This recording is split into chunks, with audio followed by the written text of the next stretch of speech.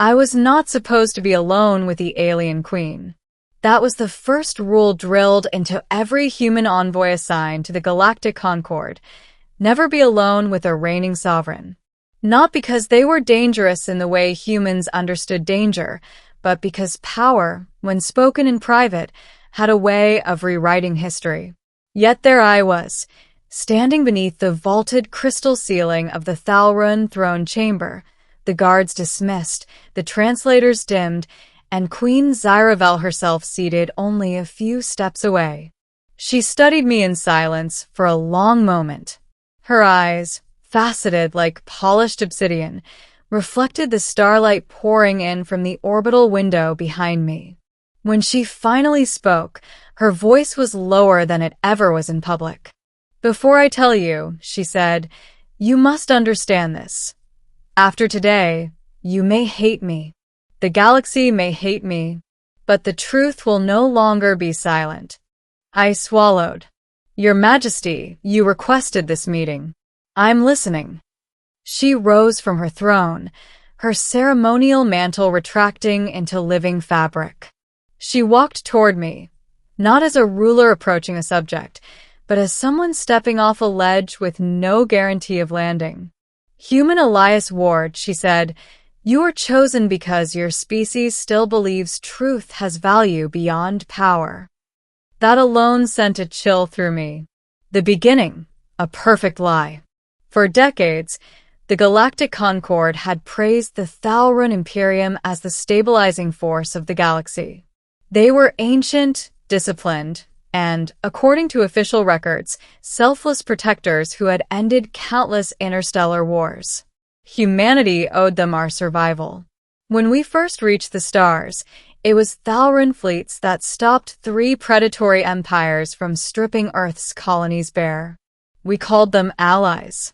Some called them saviors. Queen Zyravel let that illusion sit between us for a moment.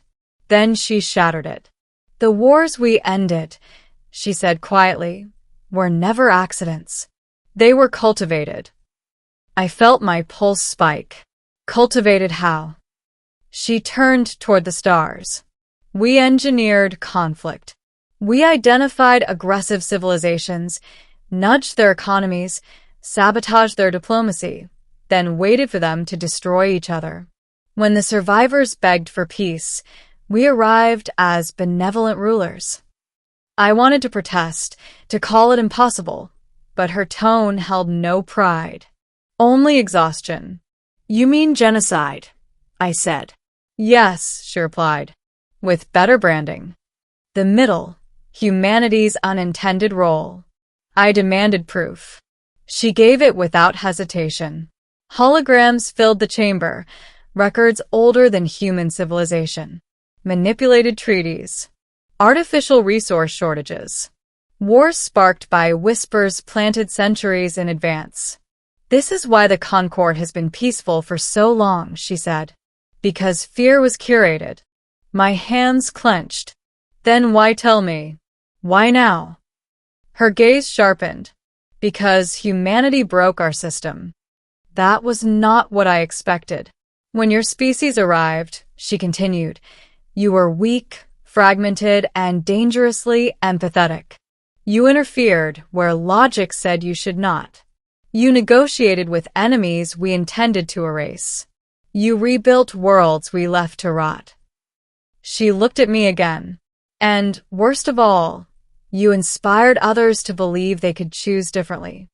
The Concord had seen a rise in independent alliances, humanitarian coalitions, shared technologies. The carefully balanced fear that kept empires obedient was dissolving. "Our predictive models failed," she said. "Not because of your strength, because of your refusal to rule through terror." I understood then why she had called me here. "They're going to find out," I said. "Yes. And when they do, the galaxy will burn," she answered. "Unless someone reframes the truth before the violence begins." The choice no one wanted. Queen Zyravel turned back to her throne and activated a hidden relay. A single command from her would broadcast everything, every crime, every manipulation across the Concord. They will execute me, she said calmly. Or worse, turn me into a symbol of betrayal. My people will fracture. Wars will erupt. Then don't do it, I said. There has to be another way. There is, she replied. But it requires a species the galaxy does not yet fear. Her eyes met mine. Humanity. The plan was horrifying in its simplicity. She would reveal the truth, but not as a confession of evil. She would frame it as a dying system choosing extinction over tyranny. Humanity would step forward, not as judges or conquerors, but as custodians of transition, mediators trusted because we had no ancient blood debts. You'll be blamed, I said. They'll accuse humans of manipulation. Yes, she said softly, which is why I warned you first. I realized then that she wasn't asking permission. She was asking forgiveness. The ending, a galaxy rewritten. The broadcast went live 48 hours later. The galaxy erupted. Riots, secessions, fleets mobilizing in confusion. The Concord shattered overnight, but something unexpected followed the chaos. Humans did not seize power. We sent doctors, engineers, diplomats. We opened archives. We stood unarmed before species that had every reason to hate us and said, "We will help you choose your future." Queen Zyravel was removed from the throne, just as she predicted. But she was not executed. Instead, she vanished. Official records claim she died during the unrest. Unofficially, I know better. Years later, on a quiet colony world far from trade lanes, I found her tending a garden under an artificial sun. No crown. No guards. You told them the truth, I said. She smiled faintly. You taught us that truth does not need to rule. It only needs to be free. The galaxy is still healing. Some species will never forgive the Thalren. Others have become allies stronger than any empire. As for humanity, we are no longer the weakest voice in the room, but we remain the one that listens first. And sometimes, that is enough to shock the galaxy into becoming something better.